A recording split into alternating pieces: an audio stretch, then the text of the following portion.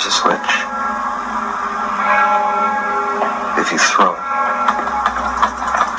half the people on Earth will die.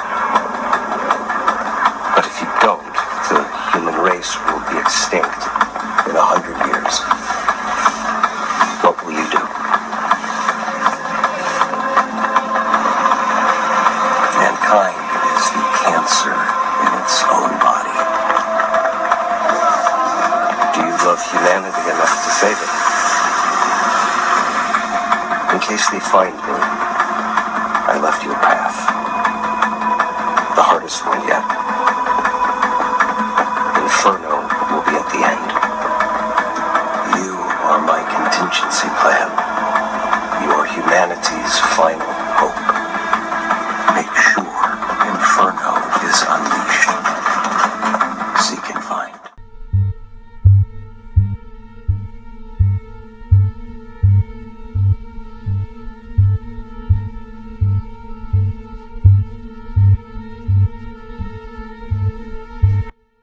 This is what he said.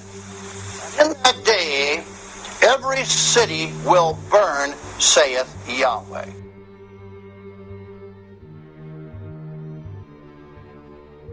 What we're going to do today is I'm going to go into a story today in the name of Yahweh. How many people like stories?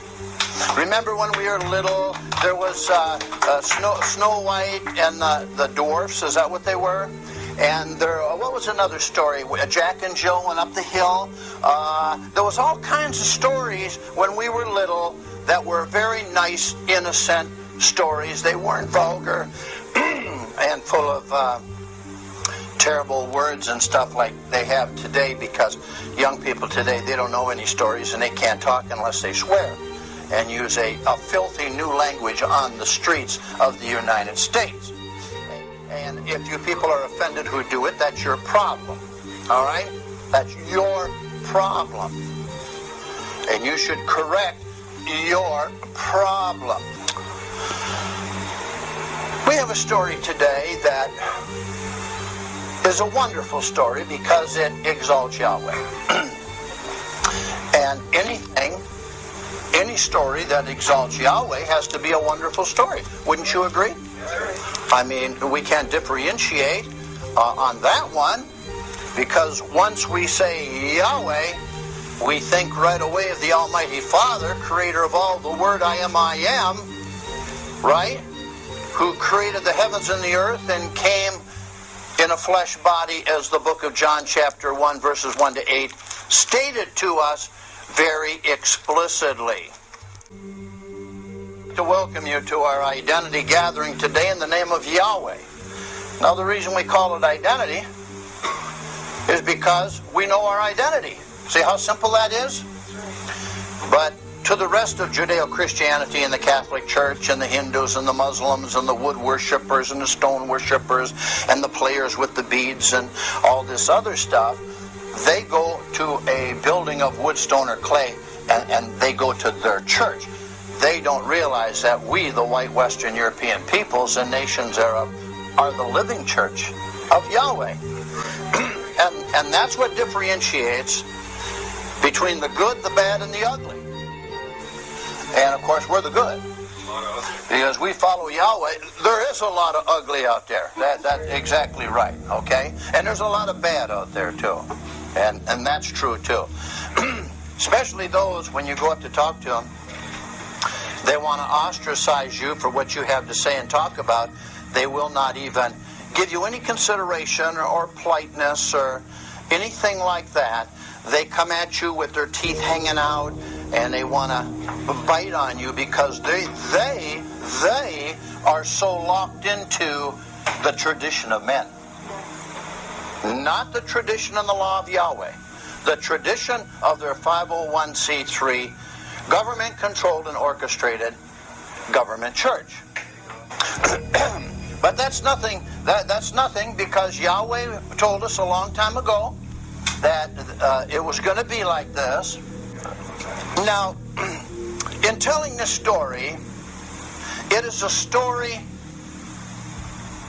in part of the past.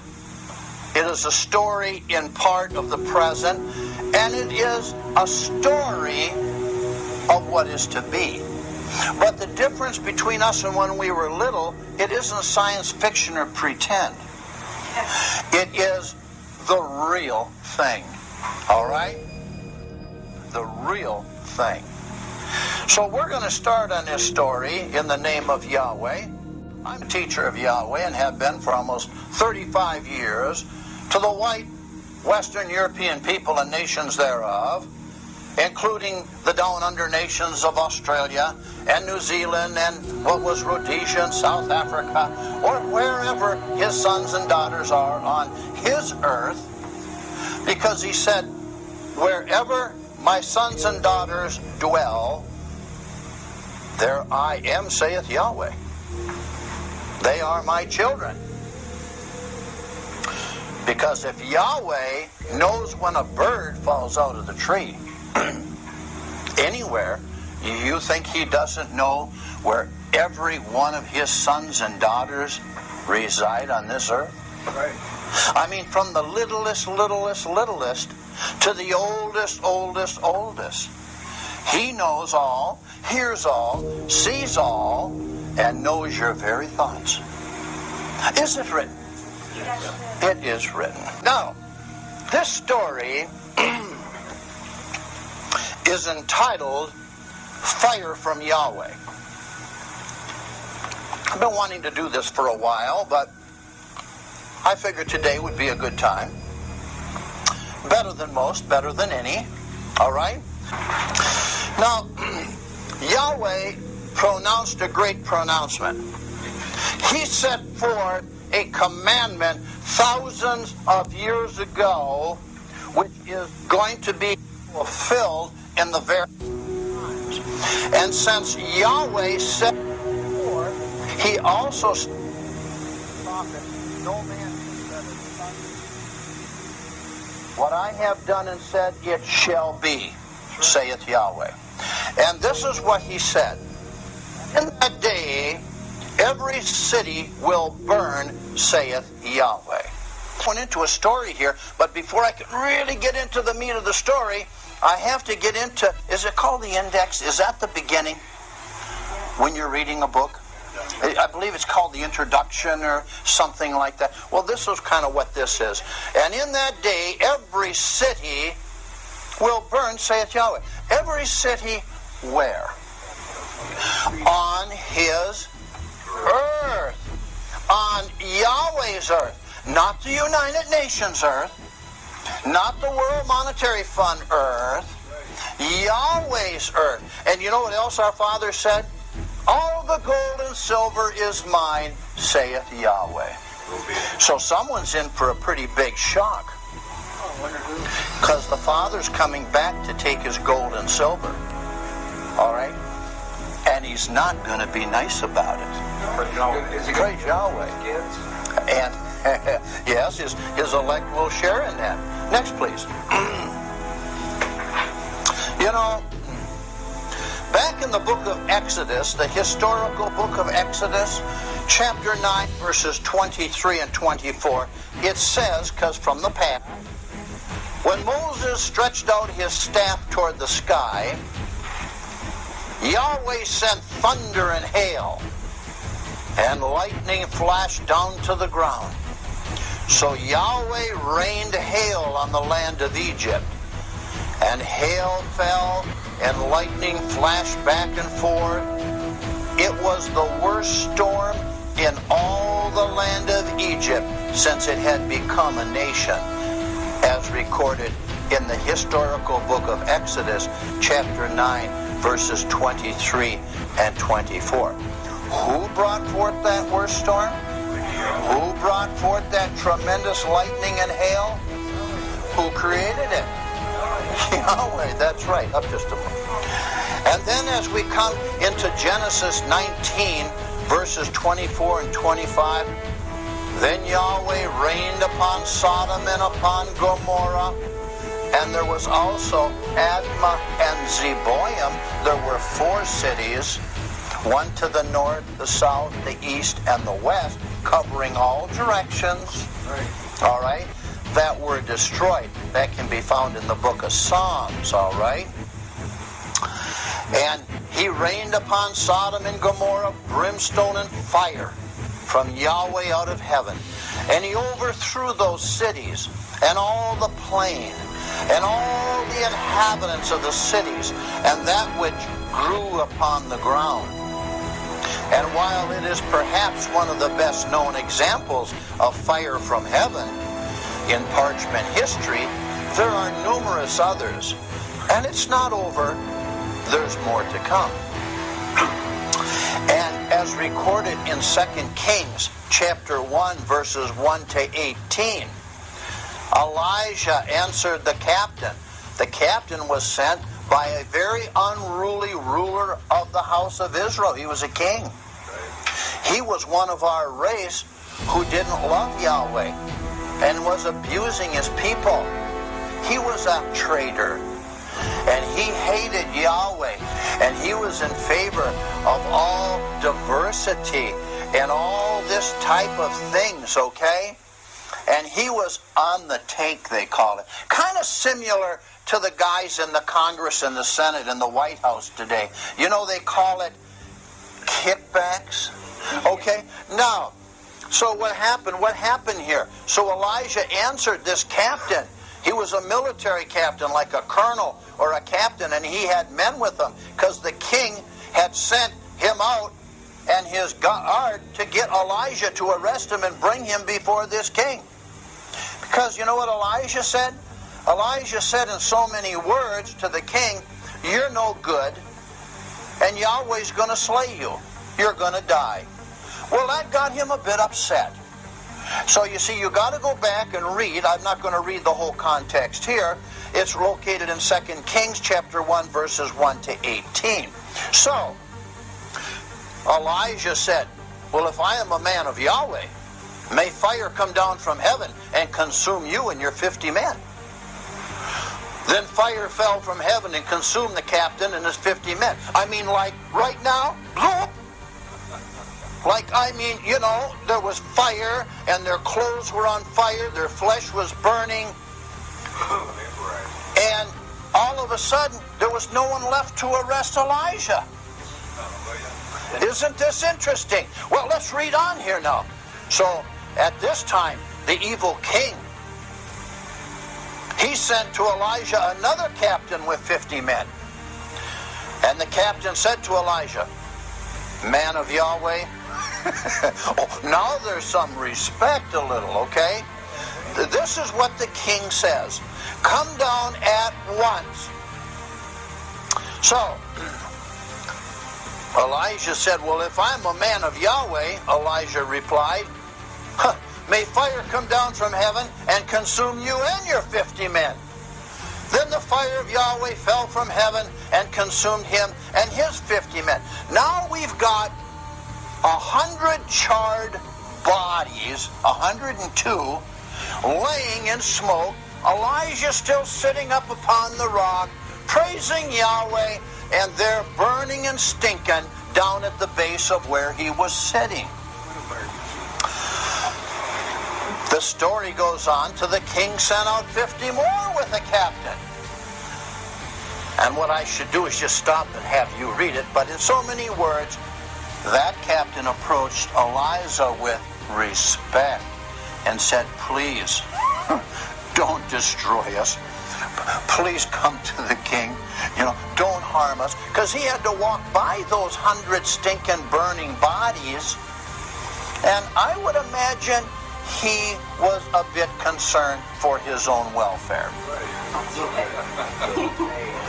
So Elijah went with them, and the king was there, the evil king, something like the evil president who creates wars in Iraq with lies from his geo-neocon advisors, the children of perdition.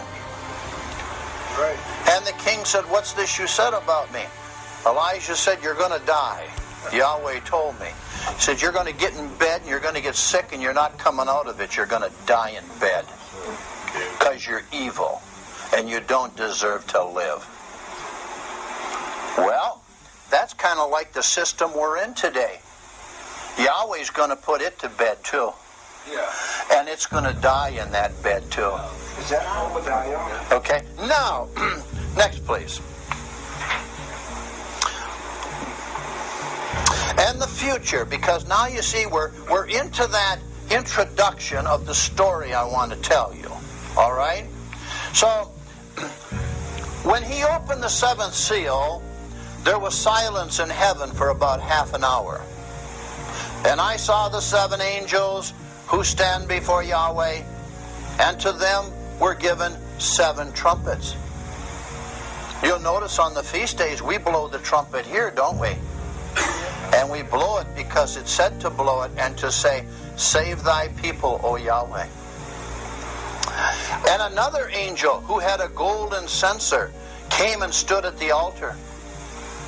And he was given much incense to offer with the prayers of all the saints. And we know who the saints are, because the last two chapters of Psalms tell you that the saints are Jacob, Israel, who are the white Western European people today on the earth, on the golden altar before the throne.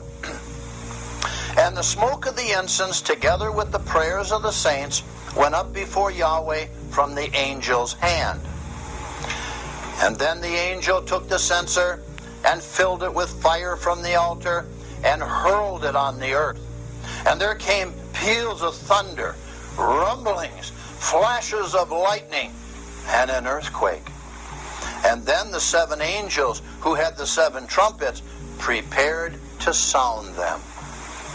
Wow, what an introduction to a story. And the first angel sounded his trumpet, and there came hail and fire mixed with blood. And it was hurled down upon the earth.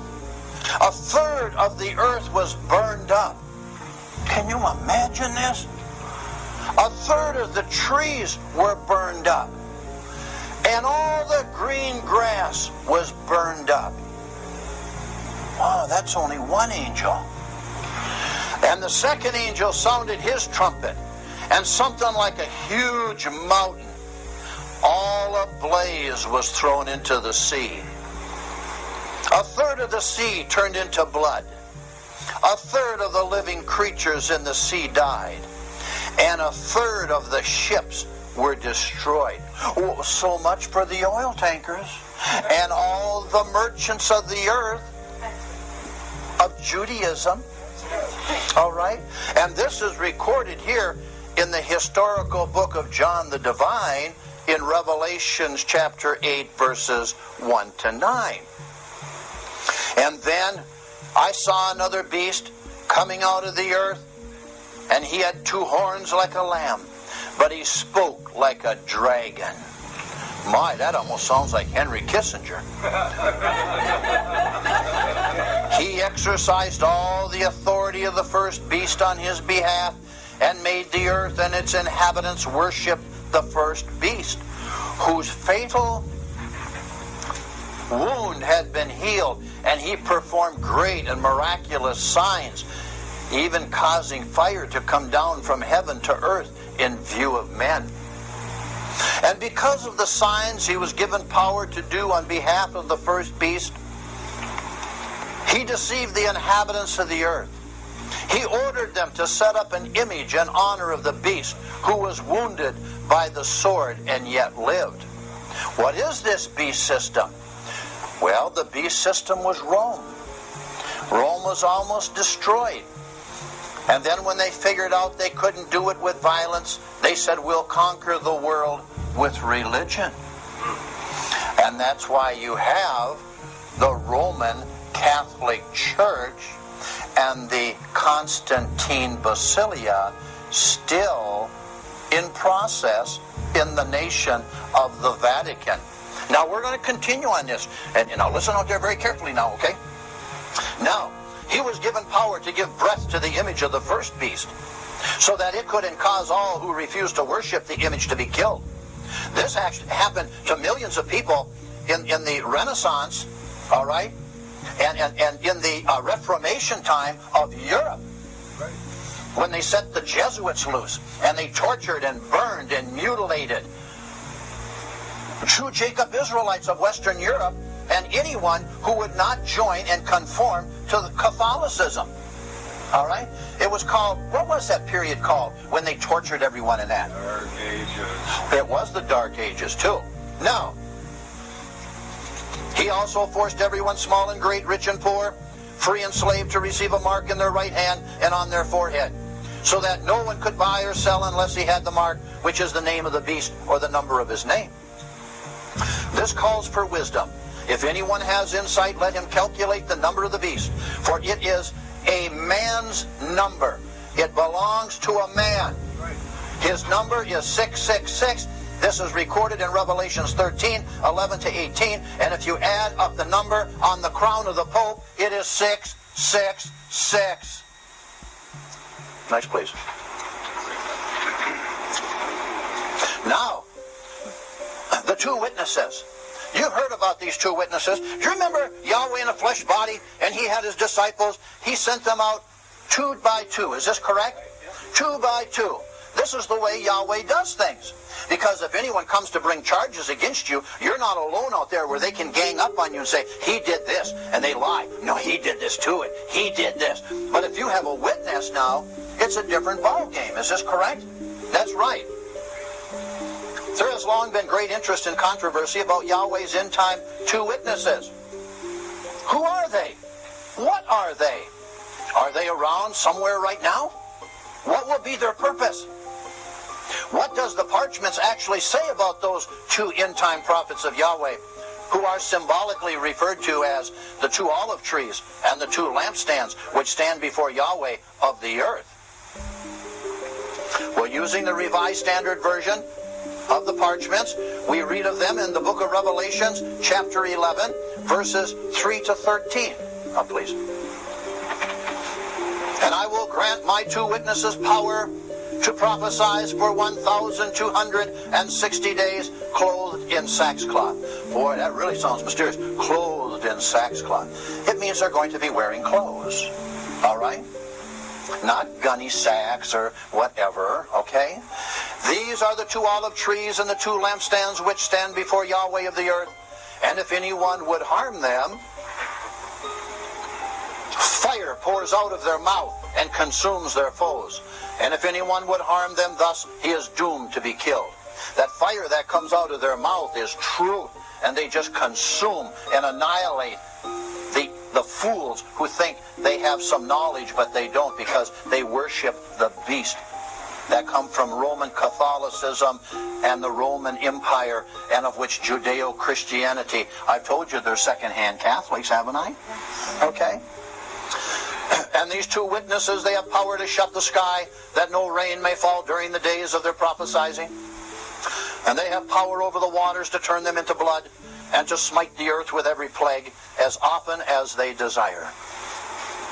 And when they have finished their testimony, or when it's time and their end has come to an end, the beast that ascends from the bottomless pit will make war upon them and conquer them and kill them. And their dead bodies will lie in the street of the great city, which is allegorically called Sodom in Egypt, where Yahweh was crucified. Jerusalem. The old Jerusalem. For 3 days and a half, men from the peoples and tribes and tongues and nations shall gaze at their dead bodies and refuse to let them be placed in a tomb. And those who dwell upon the earth will rejoice over them and make merry and exchange presents, because these 2 prophets of Yahweh had been a torment to those who dwell upon the earth. They want to hear what they had to say. But after 3.5 days, a breath of life from Yahweh shall enter them, same as the breath that Yahweh blew into the nostrils of Adam in Genesis chapter 2, the breath of life. And they stood up upon their feet, and great fear fell down on those who saw them. And then they heard a loud voice from the heavens saying to them, "Come up here." And in the sight of their foes they went up to heaven in a cloud. Remember, Lazarus also was dead, and for 3 days in the tomb, didn't he? And Yahweh walked up and said, "Lazarus, come here." And Lazarus, all bound up, come hopping and skipping up to Yahweh. All right? Remember? It'll be that way with these 2 prophets in the very, very end time, who testify of Yahweh.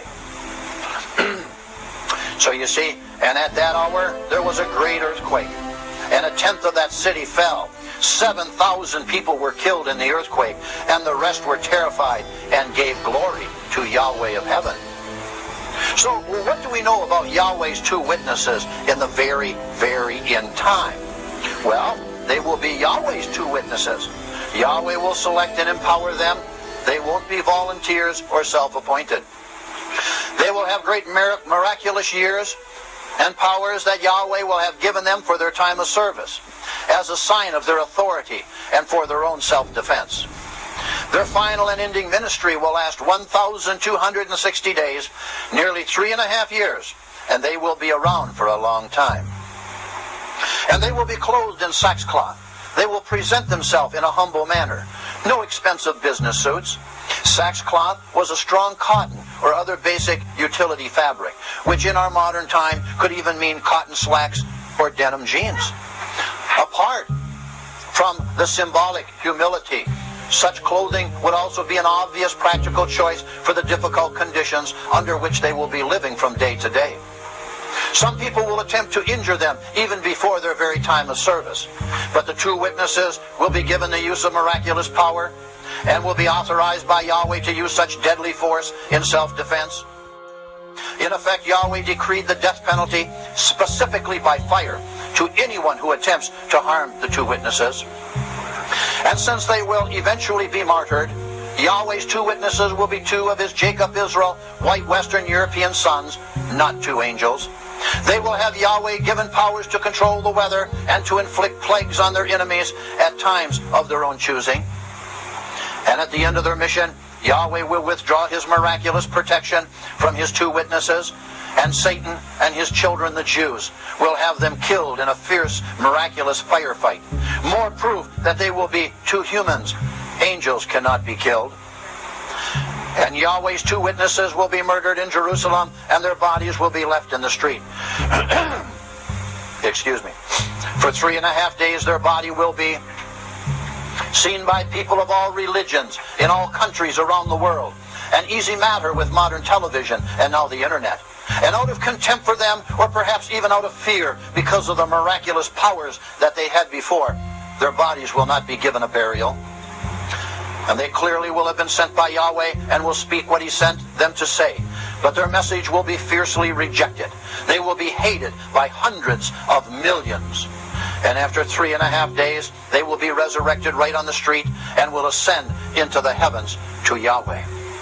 And perhaps the most amazing fact about the two witnesses is, despite their clearly and without doubt being sent directly by Yahweh, their message and they themselves will not be well received by the masses anywhere. They will be totally alien to all precepts of end-day society. One can only imagine the reason for this being that the end-time world will have sunk so low into deception and depravity that anything good or true will be widely rejected by the overwhelming majority. True believers of Yahweh, on the other hand, will recognize them for who they are and welcome both of them and their message. And as for the identity of the two witnesses, we need not be too concerned about how to know who they are when the time comes. When they begin the end of their very powerful ministry, they will be headline news every day, all around the world, for 3.5 years. And as the parchments make very plain, those who don't want to get barbecued will do very well not to try to harm or interfere with them. So now we have led up to our story today. The introduction has been brought forth as the book has been opened of the story to be told in the name of Yahweh. So you see, there must always be an introduction. And the first part of that introduction must always be praise Yahweh. Next, please. And how does it end? With fire from heaven. Yahweh's parchments give the details. These writings of history, these writings by the prophets, these writings by the disciples, they do not belong to them. It states that they wrote through the divine inspiration of the Holy Spirit of Yahweh to his people. These writings in their entirety belong to Yahweh, who is the author, the director, and the finisher of what is to come. How questions always seem to be the most interesting. And certainly the question, how does it end? I mean, people are always wondering what's going to happen in the end time. I'm having some common sense here for a few people. Everyone is concerned about how the end is going to be. They couldn't care less about the beginning, could they? Well, how can you understand the end if you don't understand the beginning? But you see, they have the tail wagging the dog. They have the cart pulling the horse. That's Judeo-Christianity and Roman Catholicism. And all the other heathen religions of the world that Yahweh abhors. Well, certainly the question, how does it end, is no exception. We are given many details about the end of this evil world age within the pages of the parchments, more than what many may believe. And as we know, there are a considerable number of prophecies throughout Yahweh's word relating to this last day of evil man. Many more relate to know how it ends. All faithful Jacob Israelites of the white Western European people and nations who are left after their purification through the cleansing and tribulation will on that day petition Yahweh with prayer. For every knee shall bend and every tongue shall confess their sins and ask the forgiveness of Yahweh in Yahweh's name. And he said, then shall I hear their prayer and I shall heal their land. The parchments reveal where Yahweh said he was going back to his place to hide until in their misery Jacob, Israel, the white Western European peoples, would seek his face, as is recorded in Hosea chapter 5:15. They will ask, why do you hide your face and forget our misery and our oppression? As is recorded in Psalm chapter 44, verse 24. Oh, where are you? Why don't you help us? Well, stop eating your pussy pig.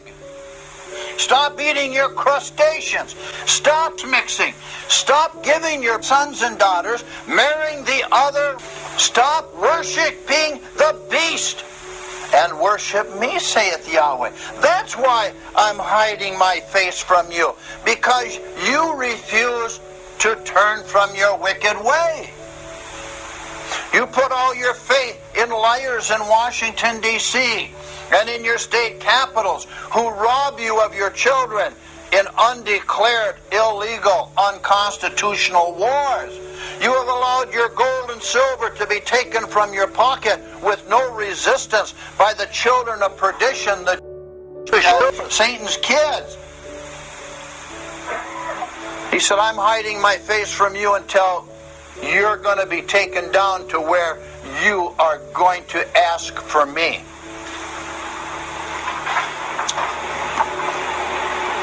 And revealed in might the petition of true Jacob Israel, the white Western European peoples and nations, including the United States of America, at the end will be, do not hide your face from me. Let the morning bring me word of your unfailing love, for I have put my trust in you. Psalm 143, verses 7 and 8. And after praising Yahweh, they will add, part your heavens, O Yahweh, and come down. Touch the mountains so that they smoke. Send forth lightning and scatter the enemies. Shoot your arrows and rout them, as recorded in Psalm 144, 5 and 6. And in 2 Samuel 22, and identical verses in Psalm 18, King David is shown as a type of future Israel. After true Jacob Israel the white race, the white Western European peoples, offer the above prayer, we see Yahweh answering it. Below, the word of Yahweh gives us the details. In my distress I called to Yahweh. I called out to Yahweh, and from his temple he heard my voice, and my cry came to his ears. The earth trembled and quaked. The foundations of the heavens shook. They trembled because he was angry. And smoke rose from his nostrils. Consuming fire came forth from his mouth. Burning coals blazed out of him. He parted the heavens and came down. Dark clouds were under his feet. He mounted the cherubim and he flew. He soared on the wings of the wind. He made darkness his canopy around him. And the dark rain clouds of the sky. He reached down from on high and took hold of me. He drew me out of deep waters. He rescued me from my powerful enemy and from my foes, who were too strong for me. They confronted me in the day of my disaster, but Yahweh was my support. This is all recorded in 2 Samuel chapter 22, verses 7 and 12, and 17 to 19. Yahweh the same yesterday, today, and forever, changes not.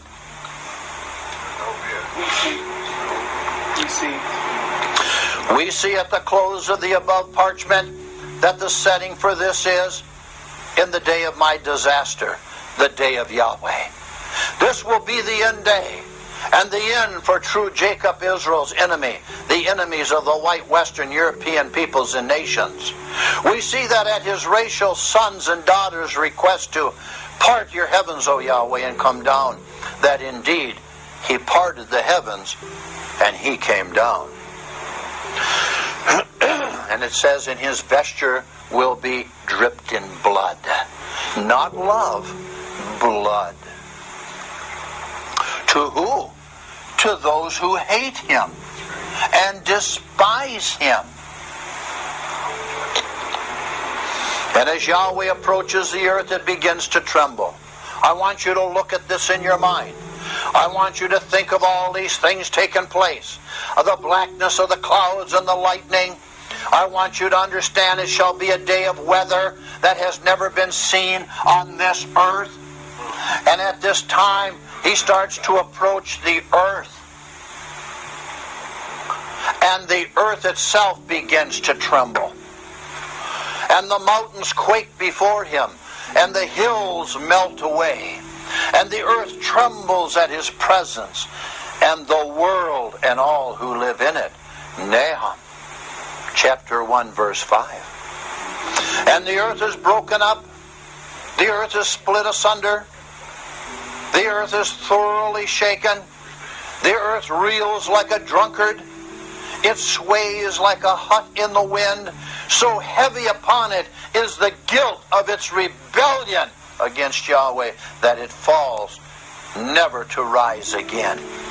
Isaiah 24, verses 19 to 20. And apparently, the earth begins to literally rock and roll. And before the earth begins to shake, the nations of the earth begin to tremble. The mountains crumble, as is recorded in Habakkuk chapter 3, verse 6. And Yahweh comes from a place called Teman, a city in Edom, named after the descendants of Esau Edom, or modern Jewry. And then, even as that time is taking place, the buzzards gather. And the vultures will darken the sky as they circle overhead, as recorded in Revelations 19:17. And surely, filling the armies gathered against Jacob, Israel, the white Western European nations, and the United States of America, with fear and dread. For this is the sacrifice that Yahweh has prepared, and the vultures will be part of his guests, as recorded in Zephaniah chapter 1, verse 7. And Yahweh will cause the enemies of true Jacob, Israel, to stumble like blind men before he pours out their blood and entrails, as recorded in Zephaniah chapter 1:17. And the bloodshed is massive and sudden, so much so that it can only be described as grapes being trampled.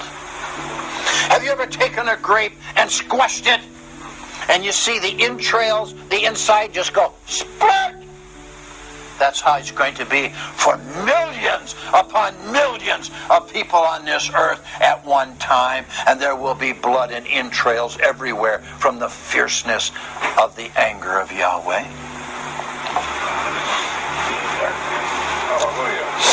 And that day of darkness, most people associate Yahweh with light, as it should be. But when he comes, he will come as a judge. He will be accompanied by darkness. And there will be no rapture. The rapture is already ruptured. The plane to take them to Cloud 666 has flat tires. It can't take off. The word rapture has never ever been in the Greek. It has never been in the Hebrew. It has never been in the Aramaic. It is not even in the Vulgate. It is another crutch to pacify the masses, not to worry about what's taking place against them and their children and their nation. It is another lie put out by the podiums and the evil pulpits of Judeo-Christianity and Roman Catholicism. Yes, will not the day of Yahweh be darkness? Not light, pitch dark, without a ray of brightness, as recorded in Amos chapter 5, verse 20. Does it say that Yahweh's coming to bring love? No. Do we again open up to the book of Romans again, and we shall read Romans now?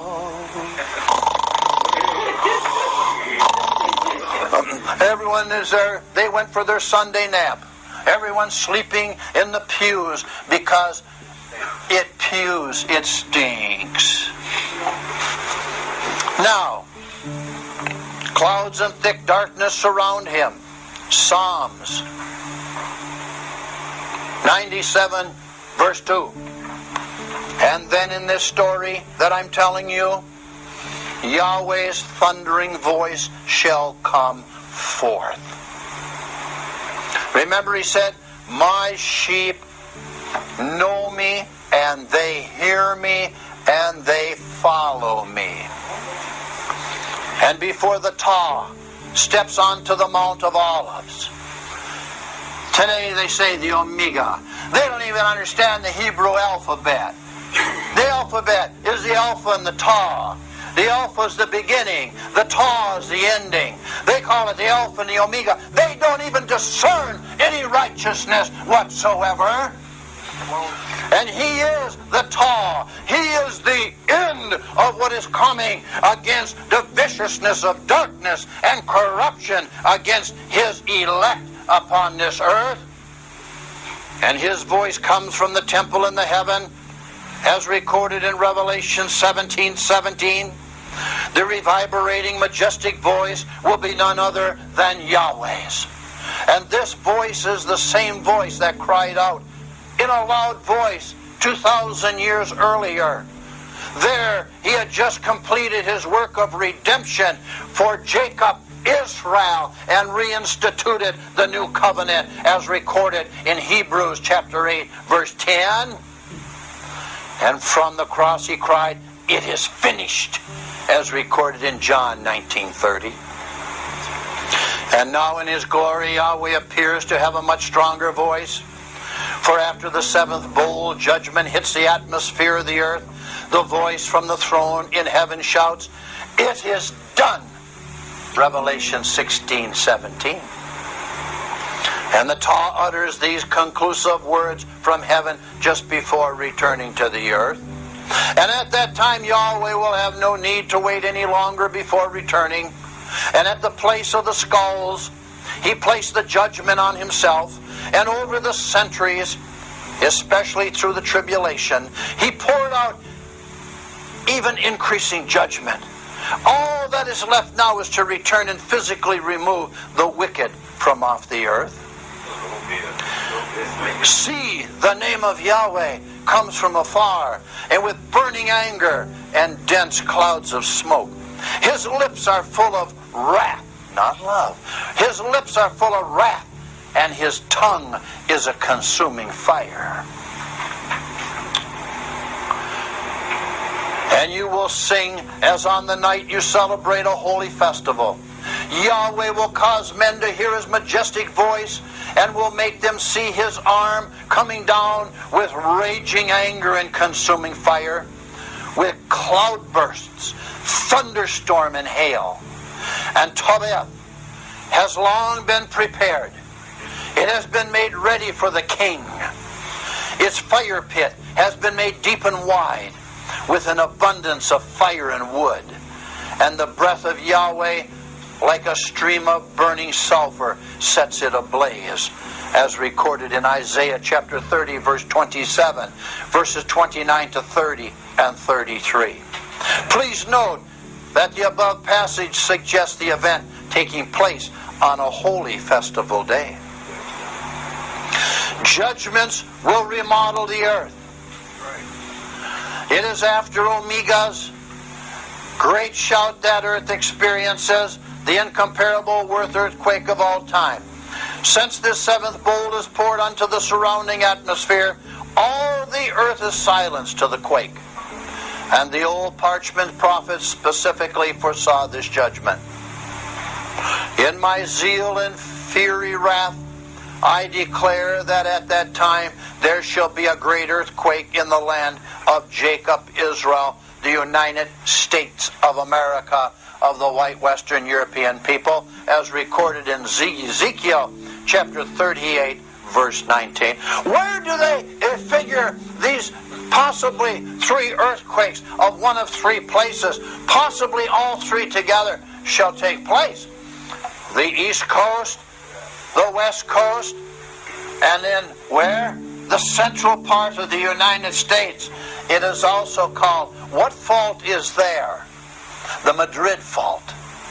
The great fault that when it does crack will fold the middle of the United States of America into a partial valley in its own way because of its greatness.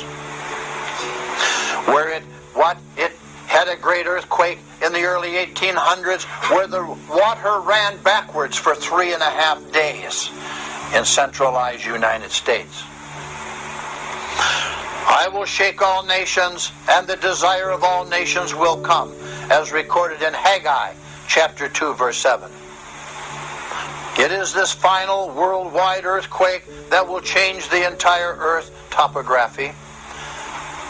As mountain ranges all over the world will sink. All the chief cities around the world will come tumbling down, and only the New Jerusalem will endure. Not the old Jerusalem. Only the New Jerusalem shall endure. And where is this New Jerusalem? Where is that land of the fir, the pine, and the boxwood tree? Where is this land that has all the brass in the land? Where is this land that has an ocean to the east and an ocean to the hinder part of it? Where is this land that has great mountains and rivers that flow through it? Where is this New Jerusalem where his elect and where true Jacob Israel came many years ago to form it and carve it out of the wilderness? It is called the United States of America. It is this land that all the tribes and the nations of his people came long ago. And they were given their land free. They were given an entire continent free. And because of the lackadaisical lies of the Roman Catholic Church and Judeo-Christianity, we have succumbed our future and what was given to our ancestors at one time of beautiful farms and ranches for casinos now and for lies. Those who trust in Yahweh are like Mount Zion, which cannot be shaken but endures forever. Psalms 125:1. And through this cataclysm, Yahweh God will make things beautiful. Zion is to be beautiful and lofty. Psalms 48:2. And after the polluted cities are leveled. Do we have any polluted cities in the United States? And most of all the other cities of the world are polluted too. All right. After the polluted cities are leveled, new peaceful cities will be erected. Oh, they're going to be beautiful. And I'll guarantee you they won't be built on any type of a fault. And they will not be built upon limestone and sugar sand. Our new cities that will be rebuilt in the United States of America will be built on granite. They will be built to endure. The earthquake will eliminate the great mountain ranges and the islands of the world. Yahweh will restore the gentle, more level topography that was present before the last great cataclysm of Noah's flood time. Up, please. And every valley shall be raised up. Every mountain and hill shall be made low. The rough ground shall become level, and the rugged places will become a plain. It says in Isaiah chapter 40, verse 4. And surely the volcanic upheavals and the atmospheric bombardments will resupply the soil with the nutrients and trace elements. The innumerable dead plants, animals, and yes, people will, like Jezebel, become fertilizing agents, adding organic nutrition to the soils as well, and death will then yield life. Send lightning and thunderstorms and tidal waves. The nations were angry, and your wrath has come. The time has come for judging the dead, and for rewarding your servants, the prophets, and your saints, and those who reverence your name, both small and great, and for destroying those who destroy the earth. Then Yahweh's temple in heaven was opened, and within his temple was seen the ark of his covenant. And there came flashes of lightning, rumblings, peals of thunder, an earthquake, and a great hailstorm. Revelations 11:18-19. And the Psalms give us a description of how the revelation of the Tah, the ending, will occur. Out of the brightness of his presence, clouds advanced, with hailstones and bolts of lightning. Yahweh thundered from heaven. The voice of the Most High resounded. He shot his arrows and scattered the enemy. Great bolts of lightning and routed them. The valleys of the sea were exposed, and the foundations of the earth laid bare at your rebuke, O Yahweh, at the blast of breath from your nostrils. Psalms 18:12-15. And it says in the book of Habakkuk the prophet, expounds on the above passage. Rays will flash from his hand where his power is hidden. Habakkuk chapter 3 verse 4. And as the mountains sink, the deep, the sea roars and lifts its waves, sending torrents of water. Habakkuk 3:10. Great tidal waves will sweep across the land as it rises and sinks, as recorded in the book of Amos, chapter 9, verse 5. This, along with the earth changing its axial orientation, it will move on its axis, as recorded in Isaiah 24:20, will cause extensive flooding of coastlines and beyond. The angelic clouds. We have seen that the coming of Yahweh will be accompanied with clouds. Indeed, it is assured by Yahweh's own words, as recorded in Matthew 24:30. He will mount the cherubim, the angels surrounding his throne, and come down. The cherubim chariot, an immense cloud, is described in the first chapter of Ezekiel. And Yahweh has a number of other chariots as well. For the chariots of Yahweh God are tens of thousands and thousands of thousands, as recorded in Psalm 68:17. We are reminded by the great patriarch Enoch that Yahweh is coming with thousands upon thousands of his holy ones to judge everybody. And Jude 14. Clouds, chariots, and angels are all closely associated, as you will read in Psalms 104, verses 3 and 4. And when Yahweh reveals himself, it will be with chariots and blazing fire, as recorded in Isaiah 66:15, and with angels in flaming fire. 2 Thessalonians chapter 1 verse 2. And at the end he will be with all his saints, those who call upon his name, love and obey him, as recorded in 1 Thessalonians chapter 3:13. Imagine what a sight it will be to behold. And the saints will go marching out. Judeo-Christianity said, and the saints come marching in. No, the saints are going to go marching out, and we're going to prove it. Yahweh's saints will march out to execute judgment. Let the saints, those of true Jacob Israel, the white Western European peoples and nations, rejoice in this honor and sing for joy on their beds. May the praise of Yahweh be in their mouths and a double-edged sword in their hands, to inflict on the nations, the corrupt nations, Edom, Esau, to carry out the sentence written against them. This is the glory of all his saints, as Psalm says in 149, 5 and 9. And this will come to pass, and it's not far away. And after the long week is finally over, during which Yahweh of this age, or Satan of this age, Satan and his children, ruling with his principal powers and evil spirits, as recorded in Ephesians chapter 6:12, and Yahweh rejecting human deceivers, it all ends. And moreover, Yahweh's angels and his angelic beings will become the glory. Angelic beings have carried out Yahweh's battles in the past. But this time, those who are with and follow Yahweh will act in concert with the angelic beings. We will perform supernatural things.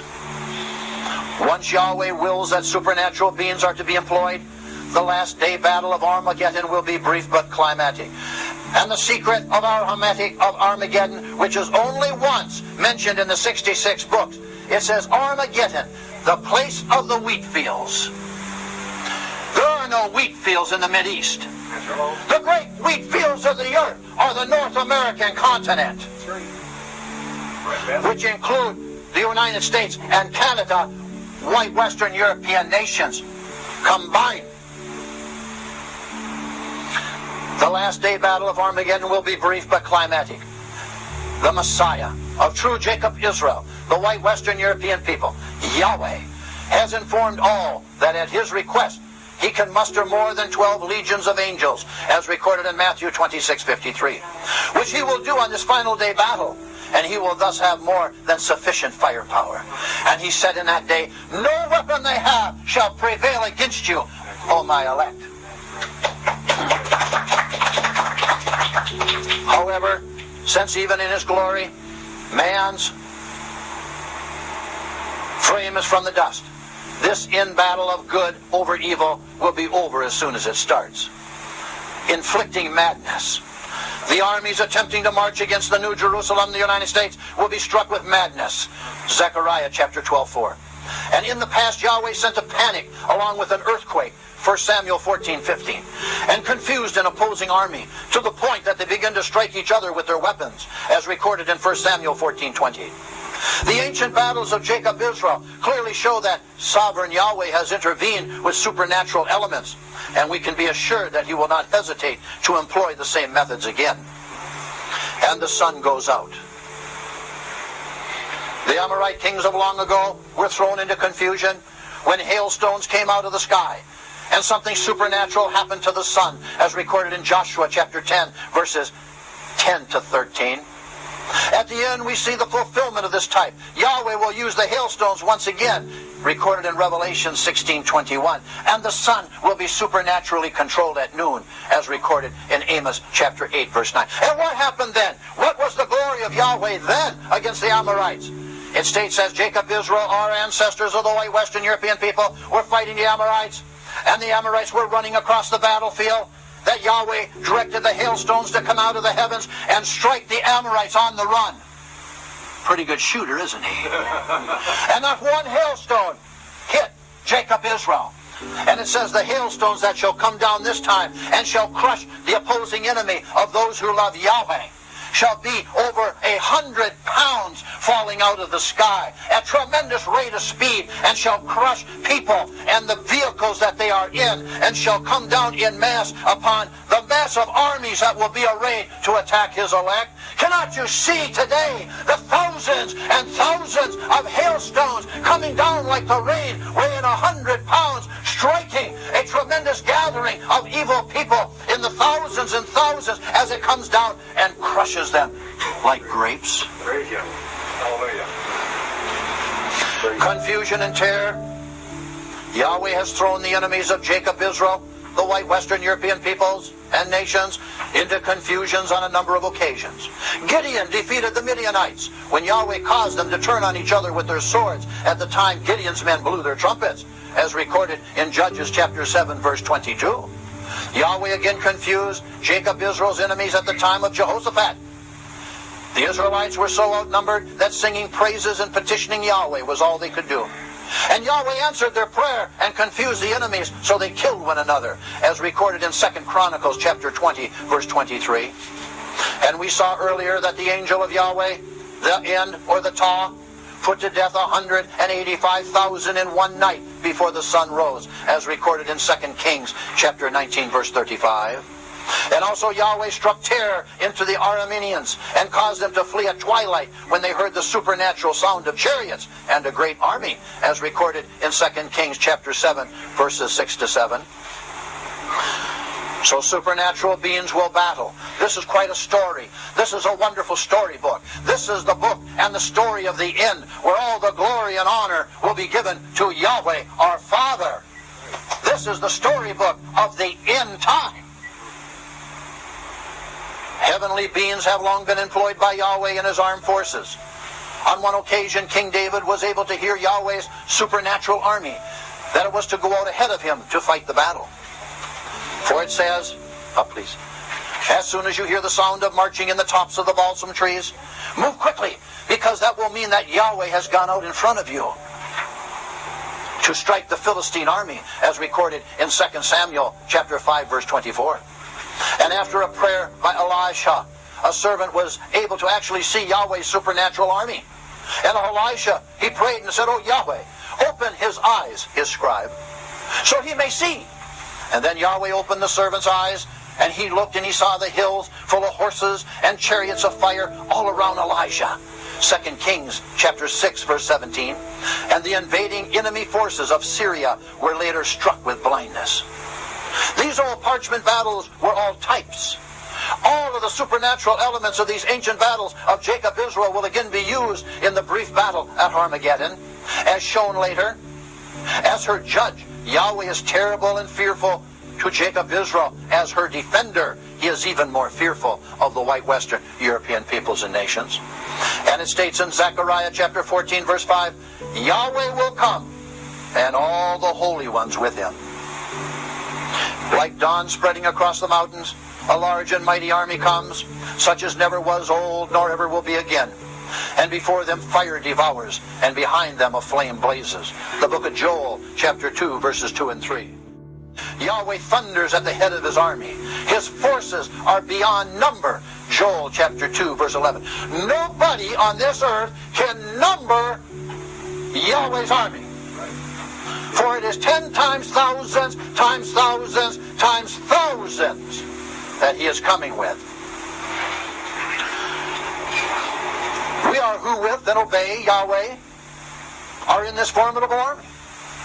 We who love Yahweh and know him and know who we are and that the white Western European peoples and nations thereof, we are in this formidable army of Yahweh. He said, you are my soldier saints, saith Yahweh. Not Jews. Jews are of Cain. Jews are the children of perdition.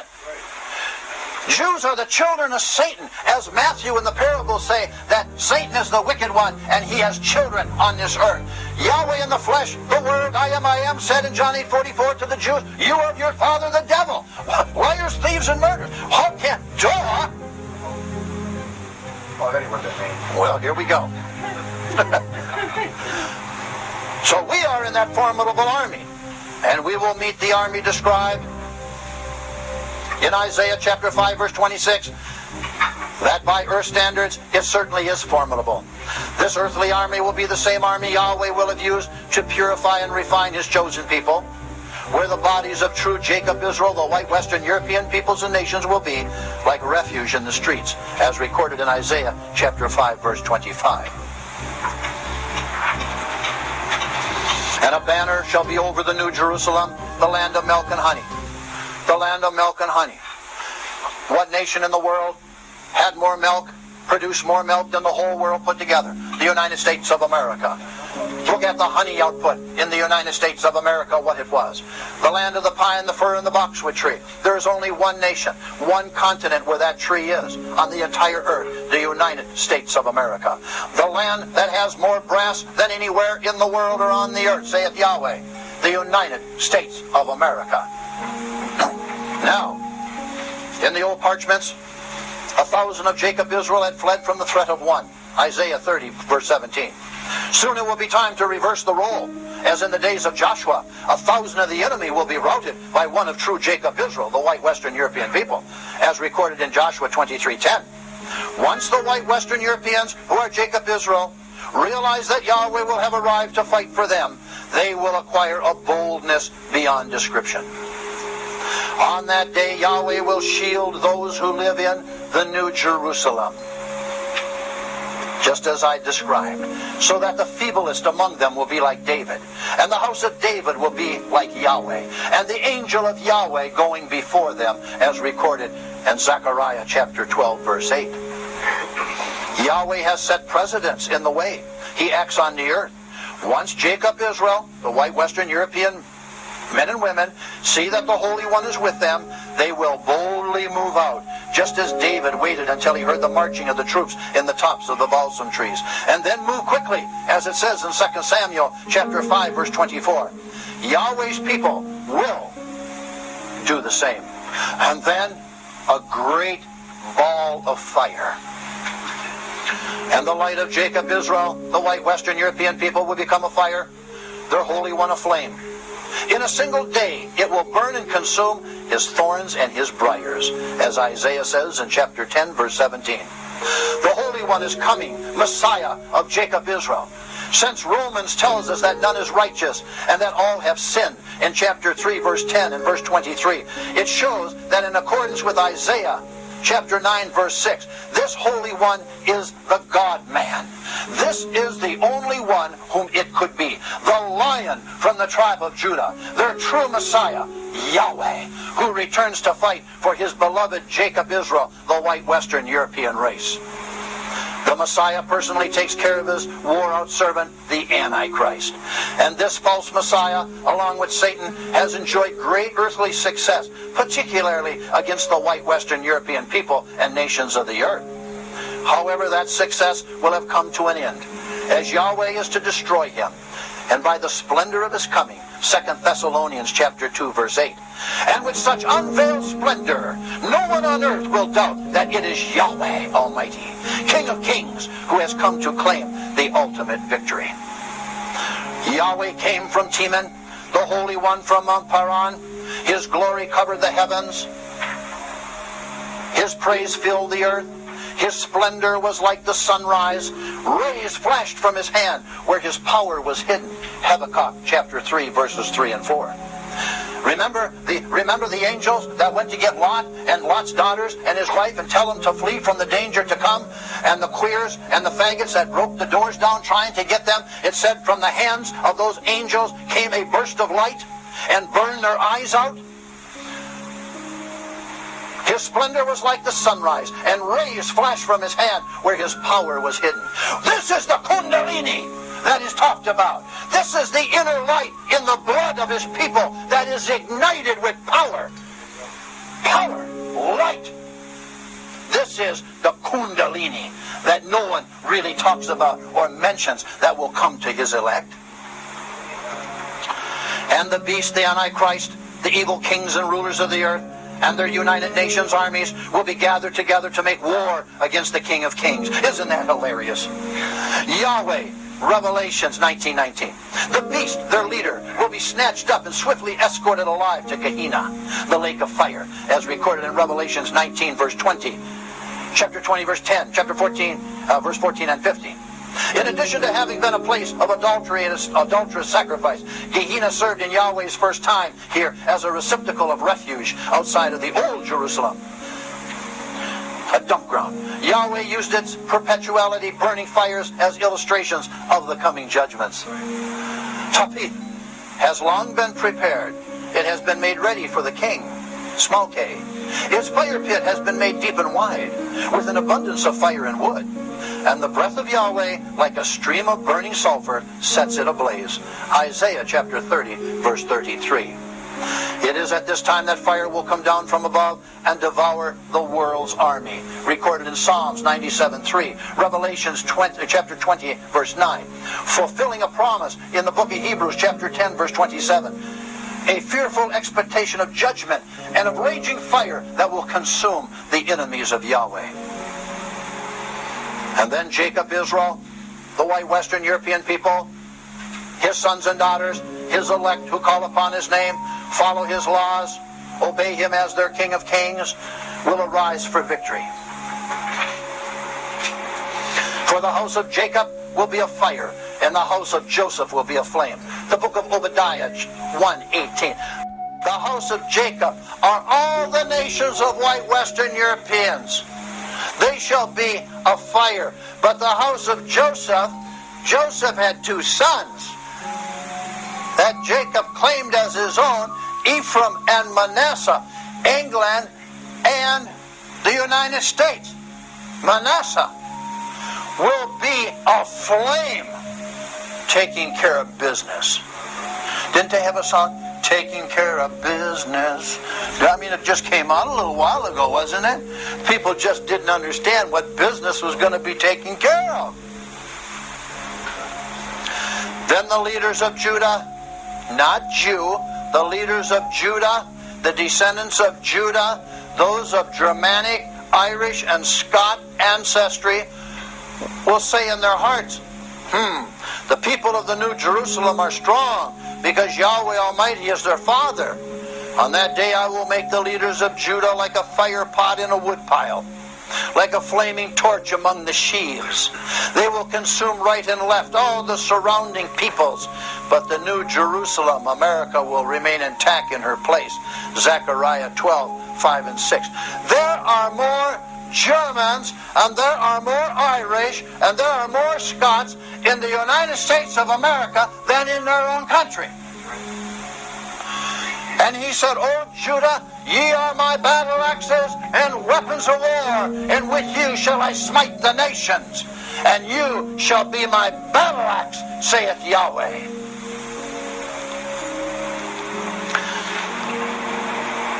Some are burnt on the tops of their heads. Jeremiah chapter 48, verse 45. Others will be seized with terror. It says they're going to be so scared that they're going to crap their jeans. They're going to go to the bathroom right in their clothes. Fear is going to come so greatly upon them. They will writhe like a woman in labor. They will look aghast at each other because their faces will be aflame. Isaiah chapter 13:8. And the peoples will be burned as if to lime. Like cut thorn bushes, they will be set ablaze. Isaiah chapter 33, verse 12. So you see, story time. The time of the end. The fire from Yahweh. For Yahweh is great in all ways. He is the same yesterday, today, and forever. Yahweh changes not. He said, my people change. My people turn away from me. And yet he continually says to his people, turn back to me, saith Yahweh.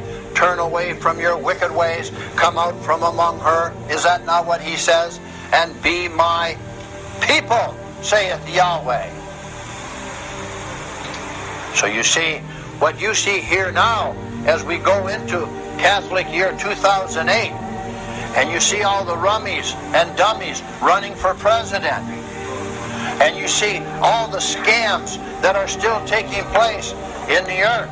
I say to all these candidates, I say to each and every one candidate, I say to the candidates running for dog catcher, I say to the candidates running for county commission, I say to the candidates running for the town board and for the state legislatures and for the state senate and for the governors and the U.S. senators and the U.S. congressmen and into the White House, I say one thing to you. What are you going to do about the children of perdition who have stolen our land and have brought us to the despair of the level of which we live in today? So you see, fire from Yahweh. It is Saturday, January 19, 2008. Praise the name of Yahweh. Lift his name up all the time. Sing praises to Yahweh even upon your beds. Let his name be in your mouth 24 hours a day, 7 days a week,